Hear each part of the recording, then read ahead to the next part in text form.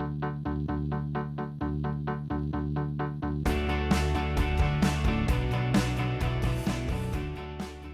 guys, welcome to another podcast. I just bought a new iPhone. It's not the 10, but it's the 8, and testing it out for the first time.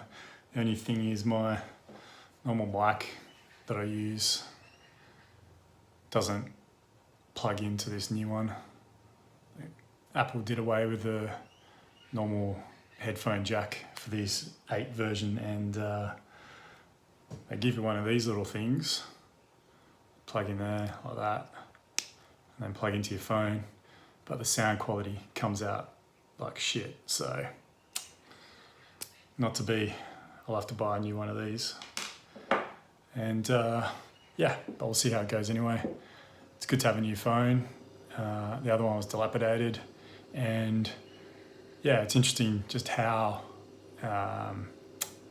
valuable we find our phones these days, and the elements that go towards the addictive aspects of it as well.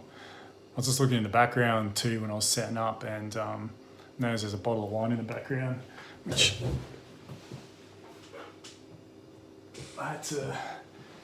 Leah must have bought this. How's that for a label? Nookie Delight. See how it tastes.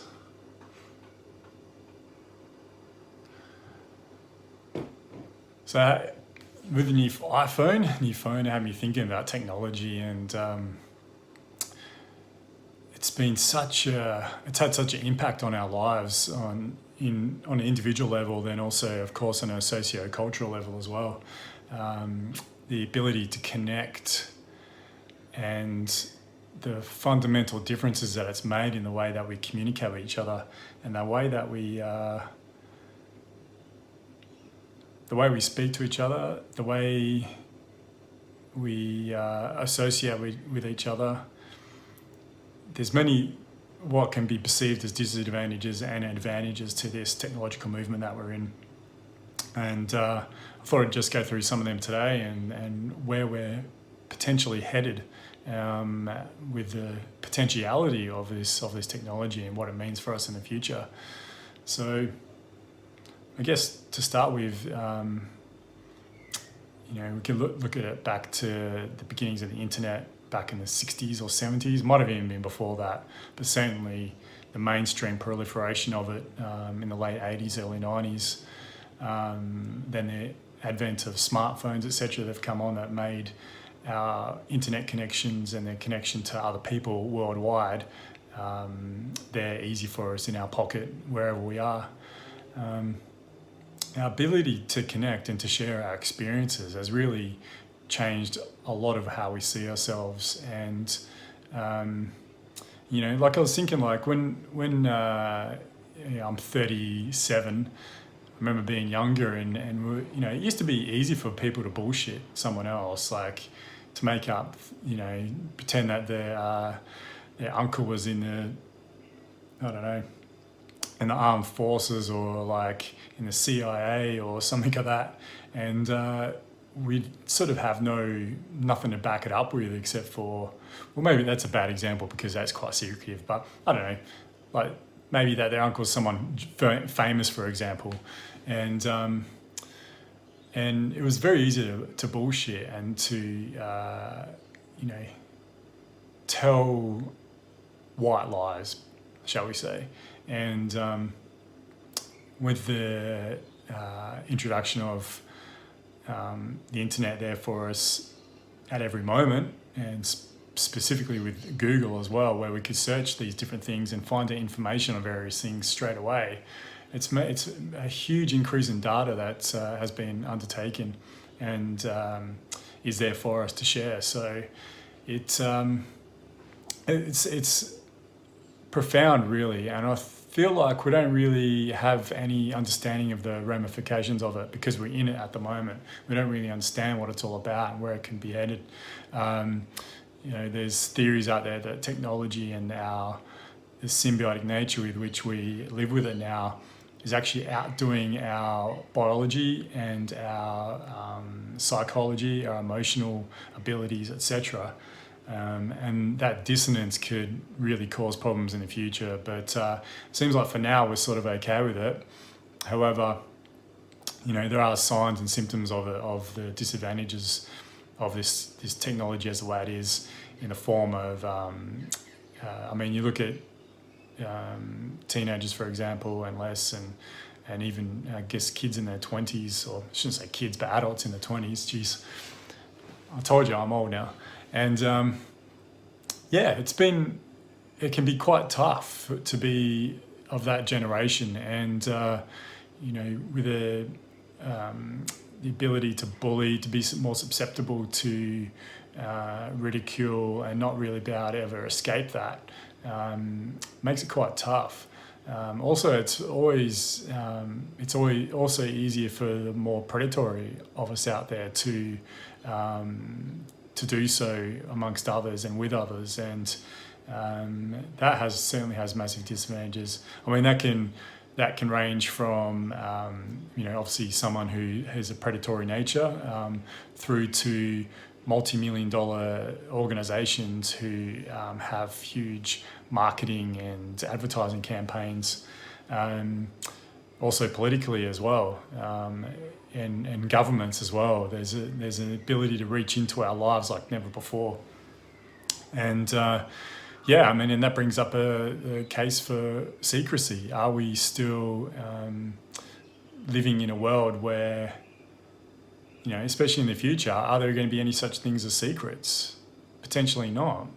As our ability to keep things away from others is slowly eroding and fading, then we could see a time where there is no such thing as secrets. So it's something that we need to bear in mind and consider.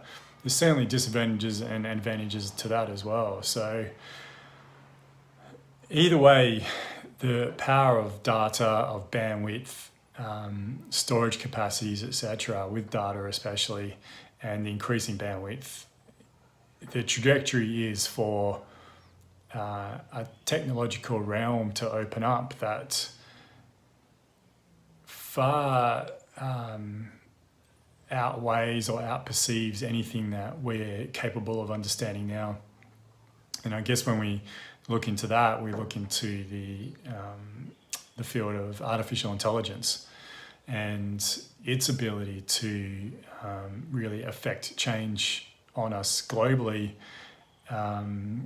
from a human species level, where we have that first point of call, through to even perhaps nature and the environment. So the artificial intelligence one is a funny one. Like I've heard many different theories around its potential. Some people really talking it up, others who believe it can only go so far, that it will never get to the computational ability of our human brain, because our human brain is so complex, that and it works very differently to what a computer system can allow. Perhaps quantum computing would be different from that, but I don't know too much about quantum computing. Certainly something interesting to look at though in the future, and there's many different articles and podcasts about quantum computing if you're interested. But it's effectively a multi-layered computational system, whereas at the moment everything is done singular. Multi-layered, just like our brains, our minds.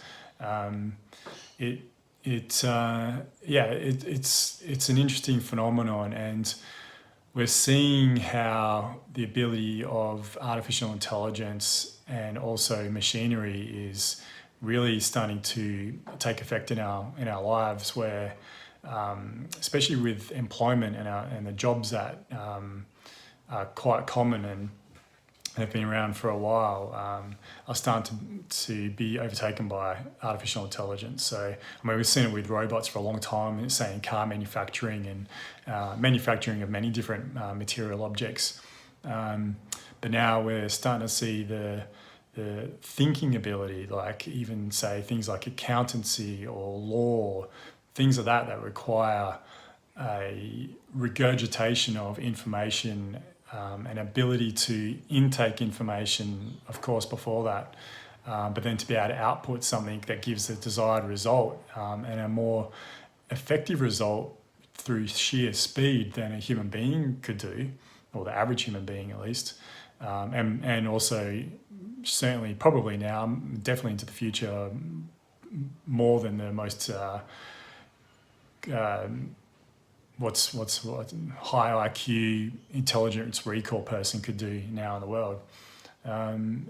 Those sort of things, those sort of jobs are really coming to an end. And it's really that idea of the middleman. So the middleman will be gone. So when in the past, if we've required something, if we required a will or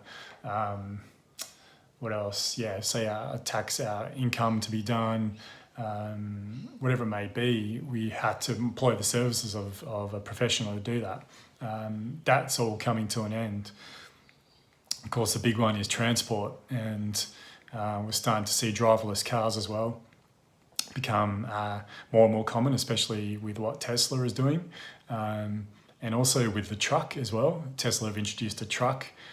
You think about, especially in Western countries, say Australia, Europe, the US, how big the driving industry is. And I think it's one of the largest, if not the largest, employment industries in the world is driving. And especially for those from lower to middle class households as well.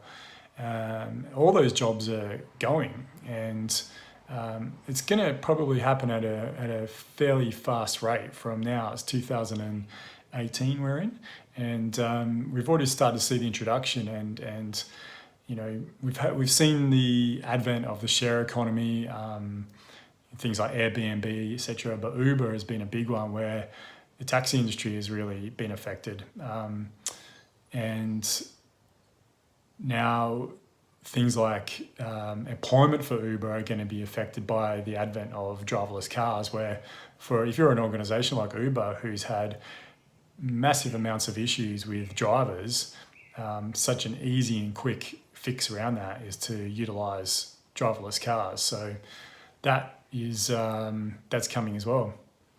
So it's going to be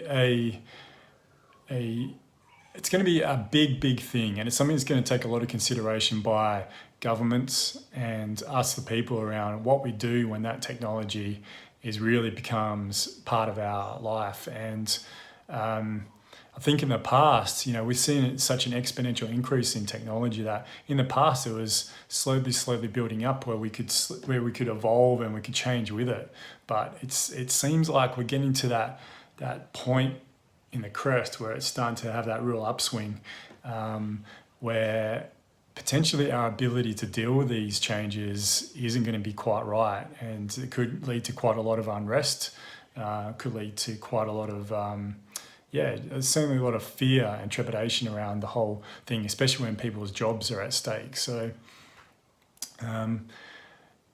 so that's something that needs to be considered, and it can be seen as a negative thing for sure. But there's also the potential for positives as well, and some of those I'll go through now. Jacques Fresco, he died a couple of years ago, but he was a leader of I guess it was a social movement called the Venus Project that utilised technology to do the jobs that, you know, don't really need to be done. And I mean, because that's another thing to be considered, is that a lot of the jobs that we work now is just another form of slavery. It's economic slavery. And we're seeing more and more now people who are in jobs who do 38, 40-hour weeks who don't really need to be there. And if they do need to be there, maybe only need to be there for 10 to 20 hours per week. We're seeing a lot of inefficiencies and a lot of time being used up for no real reason other than to keep people employed.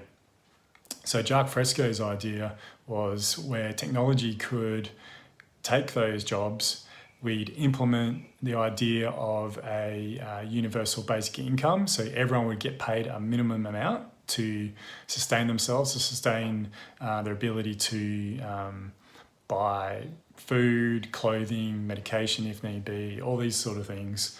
And then technology will do the rest. And that would free us up to create. So that to me sounds like a phenomenal way to go, and for to really unleash the potential of this human experience, it would be an amazing thing. What I'm not sure is whether because of the way we've been fashioned into this like a domesticated species, where the ability to think for ourselves and to create has been taken away from us. I mean, it happens from a very young age where we're in school, and then all the way up into our working lives, where the ability to be able to just think for ourselves, to be with ourselves, to create, and to manifest into this physical realm, these ideas that we have, it's almost non-existent. I mean, except for the true artists out there that can do that. I mean, we all have the potential. There's no doubt about that. We have the potential, each of us as individuals, to create anything that we like.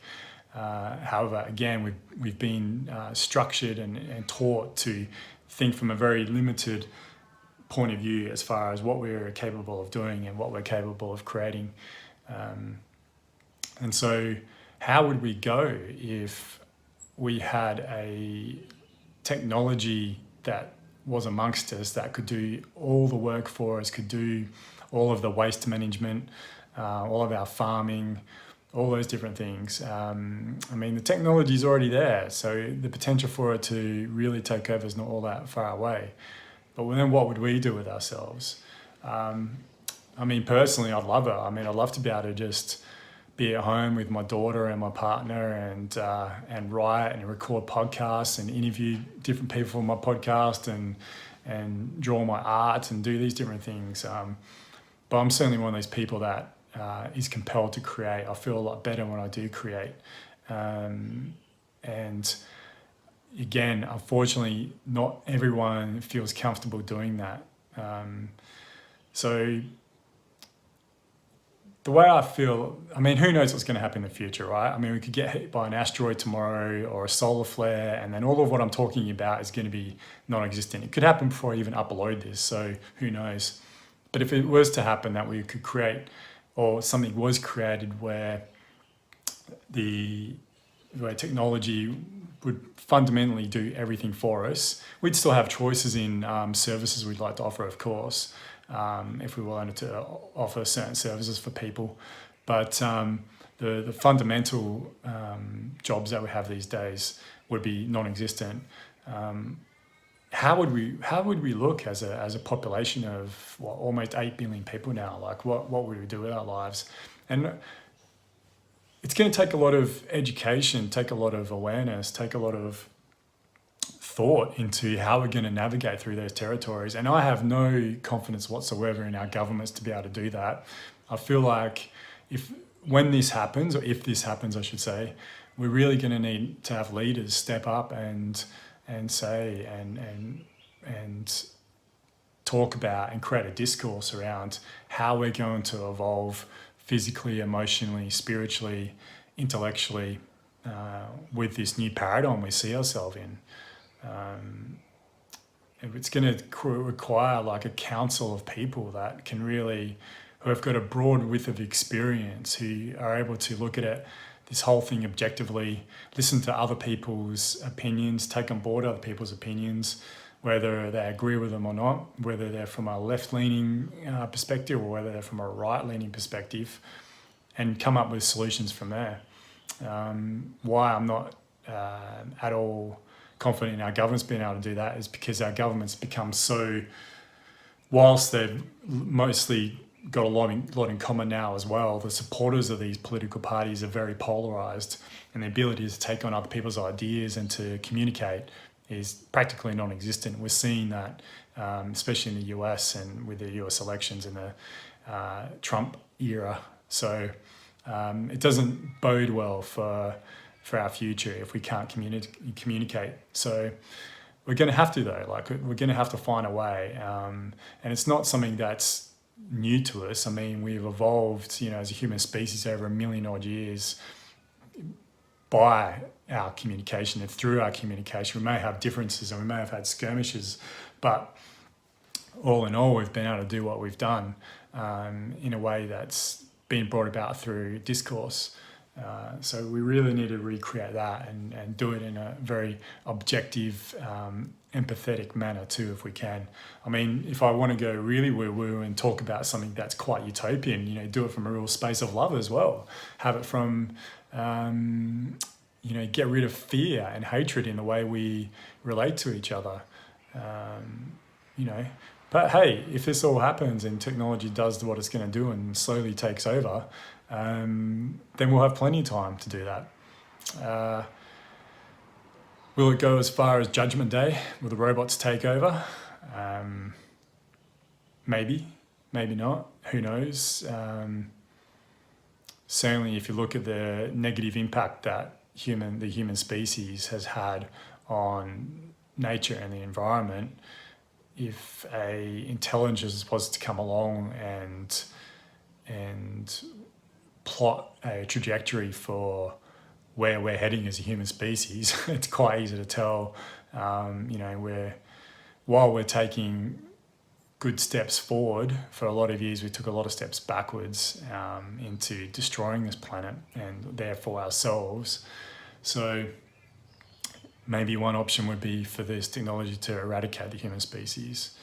I mean, I'd like to think not, obviously, but it is potential, and so maybe. The other option is that we see what's happened with technology for many, many decades and many, many hundreds of years and thousands of years. I mean, technology, even as far as the wheel or the axe or the pick, the bow and arrow, it's all forms of technology. All of these things have gone to help us as human beings. All these technological advances have ultimately gone on to help us, all the way through to the light bulb and cars, etc., airlines, trains before that, cameras, books, all these different things. So why would artificial intelligence be any different? I don't feel it would. Personal computers has been a prime one, and then internet, Wi-Fi up until now. This move and this increase in artificial intelligence, in whatever form it may take, there's no reason why it won't just do what technology has done before it, and that is to aid us as a human species in our evolution and our ability to connect. There may be some people who are watching this thinking, fuck technology, like we're better off without it and things like that, but maybe perhaps some of the ways it's being manifested in the way that we have our social media set up now and our advertising and marketing wrapped around that, for sure, I'd agree upon that, but certainly they're only being symptoms of it. The real tools at stake here, the World Wide Web has been a phenomenal thing for us, and again, ability to connect and communicate, but also to educate as well. It's been a huge thing for people to be able to share their experiences, share their wisdom, to be able to take that also and take it into parts of the world who didn't have access to that sort of education or that knowledge. We're seeing it through the subcontinent area. We're seeing it throughout Africa now. I've traveled to so many different out of the way places around the world, and it's always struck me just how easy it is to still maintain or have some sort of internet connection no matter where you are. In fact, a couple of years ago, I was in the jungle in Guatemala, in this little town there, and the Wi-Fi connection I had there was much faster than anything I've ever had in Australia. So it just goes to show. So, there's a lot of potential there. There's a lot of upside to it all. So it's really up to us. Like, it's really up to how we want to navigate those waters and work in that symbiotic nature with technology. I really feel that, and I feel like the amount of good that we can put into it, the amount of good that we could put into the data and the different things we put out there. If an artificial intelligence comes along that's able to see all that and to see, I mean, there's a lot of hatred out there too and a lot of fear, but if it's also allowed to conceive a lot of the love and the joy that us as a human species have, perhaps it'll be on a 50-50 seesaw type scenario where it's a balance of the scales of how much love is out there and how much hate, how much fear. Maybe that will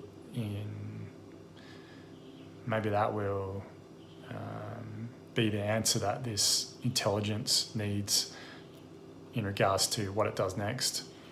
So yeah, I mean, and there's speaking of that intelligence, there's also theories out there that this intelligence could be like the second coming of Christ, where the profound effect it has on the way we understand ourselves is going to be that great that it's not, you know, the other thing that's matched it before is the coming of Christ, or let's say Buddha, or any of these entities that have come before in the past, Muhammad, you know, that have really changed the socio-cultural paradigm. Artificial intelligence could be the next version of that. So we'll wait and see. It's interesting anyway, it's exciting. Transhumanism as well, like how artificial intelligence, robotics, and human biology is all going to interplay. We're already starting to see things with that. We've seen it for a long time now with technology to help deaf people. We're starting to see it now with bionic implants, pacemakers, etc. Now we're seeing it with limbs and things like that. So that could continue to increase in the future. You know, amputees, etc., or people who are suffered from some sort of paralysation, spinal injuries. The integration of AI and robotics in that realm of the human biology offers huge potential, but perhaps negatives as well. So we'll have to wait and see. Yeah. So it's interesting times we're in anyway. I feel like for now we should just embrace this technology, embrace its ability to be able to connect us. The reason why I get to do these podcasts and that you're watching it right now is because someone created the internet, created this phone, created the microphone and the camera that goes with it, and it's all pretty amazing, really, when you think about it. And you know, I'm very fortunate I'd consider it fortunate to remember a time before all this when none of this existed, and it certainly makes for much more interesting times now. So yeah, all right, everyone, that's my little spiel about technology and where we're at and the potential for it. You know, certainly those themes of artificial intelligence and robotics, where that's going to go, how it's going to affect jobs on this planet, our ability to then be able to create and to do things that we've never even dreamed possible through having much more time to be able to create it, and then also technology that can actually build it as well. So yeah, it's fascinating, and again, I feel like the best step forward for us in this is love, like anything, but certainly love, joy, community. It's all going to be an important factor in determining the quality of our future as a global species, and also the natural environment around us, including the other animals around us, and climate, etc. So yeah, we can do this. I feel like we're doing well. We just need to communicate more, talk more, and we'll all be all right. All right, everyone. Thanks very much for listening, and I'll see you next time. Bye.